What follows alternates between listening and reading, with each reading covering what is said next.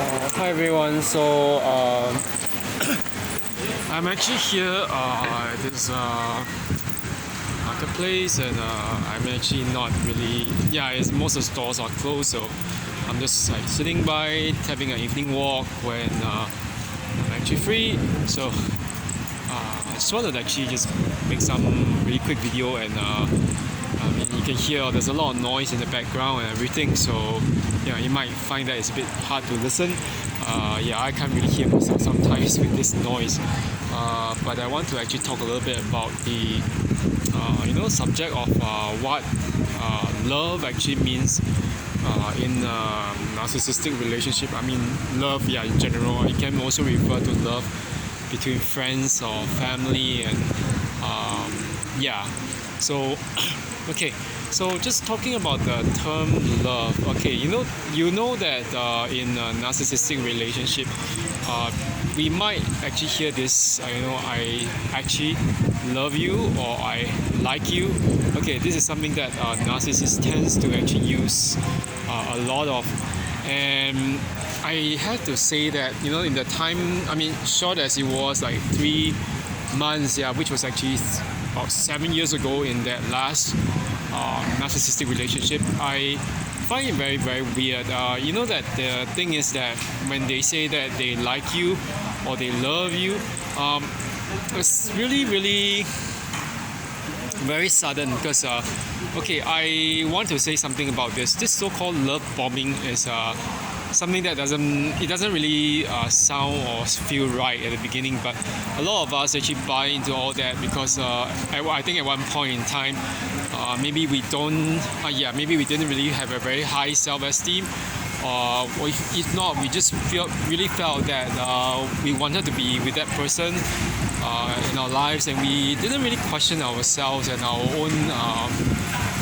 sense of discernment, yeah, because we didn't really examine the evidence. So yeah. So it was strange, because now that I come to think about it, it was very funny when that former narcissist actually, maybe back I had known that former narcissist for at least 6 months or so. Yes, that was in. Let me give you just a little bit of the timeline. It was like sometime in August of 2015, yeah. And I mean, we knew, kind of knew that ex only just mainly as an acquaintance or friend, via common acquaintances, but we were not really talking as much, and it didn't seem very much as if there was going to be anything coming out of that relationship or whatever. But the funny thing was, just right after when I decided, it's not gonna turn out to be a good thing or any kind of relationship or whatever. So I decided that I had to move on and pursue my own things in life, and that's what I did. I went back to do a little bit of a course to study for certification as a personal trainer, and also decided, I have been away from competing any kind of physics sports, like physics, bodybuilding, whatever, for a year. So I decided, since I'm still in my I was in my 30s then, I thought, okay, I might as well do something about it and compete again. So, and yeah, at the point in time in 2016, I decided to compete. But that strange thing was just right around, I think it was February. Yeah, February or March of 2016. Yes. Just when I was in the middle of all that preparation, all of a sudden that ex was like, oh, whoever there was let's just say the name of that common acquaintance or friend that we had was his name was Michael, something like, oh, Michael just told me that you're competing in this this particular competition, blah, blah, blah. I was like, wait.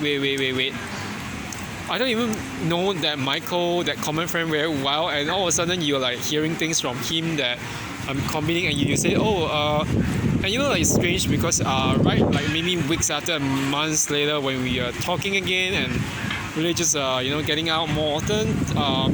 You have someone telling me, oh, I like you, Kevin, and I hope we can go further in the relationship. Like, huh? It's it's like when you don't really talk much, and all of a sudden within like a few months of maybe more regular communication and also getting out, all of a sudden you have become like attracted to a person just like that. It's not really, yeah, it lacks a kind of a soul connection, SOUL, yeah, soul connection, or heartfelt connection that I thought would have been something that actually can ignite. Not ignite, but that could just be qualified as a kind of real so-called attraction or love. But that's the thing about narcissists. When it comes to love and not just in the romantic space, even as friends or whatever, they really get into everything very fast. And why do they do that? What did they say? They like you or love you or really want to be your friend? Or so what are your partners so fast? I know I've heard of people who even get married within weeks and days or weeks or whatever. It's like, why? Okay, I think the main thing we know that is that they need to actually secure their supply really quickly. So the best way to do so is to really love bomb. So when you love bomb someone, that it doesn't come across as very sincere, and it can, to people who right now I think I'm actually much more seasoned in sussing out and recognizing like flattery and insincerity. But back then, that when I was really just keen on re-establishing a circle of friends and everything, and even people who actually would love and accept me or just be with me while I was back in Singapore after being away for maybe 9 years or so. Yeah, it wasn't easy for me to recognize because I was just kind of in a way desperate to have more friends and more maybe a bigger support network as well. So yeah, I hope that this will actually sort of help everyone when you encounter people, new people in your life. Don't exactly just buy it when they tell you, oh, I really like you. I hope that we can be friends or we can be start dating and whatever, because you never know what a person's true motive is. You need a lot of time. You need to really look at the signs and things like they always say in the X-Files years ago when it was actually television drama series, with Agent Scully and Mulder. There's this always one line, the truth is out there. Yeah, you don't exactly know it immediately. You need to actually take time to recognize it. So yep, I hope that this helps everyone. Yeah, basically don't judge a book by its cover or even judge things by what they just what's being said right at the beginning. Okay, so that's all. Okay, for now, have a good one, everyone.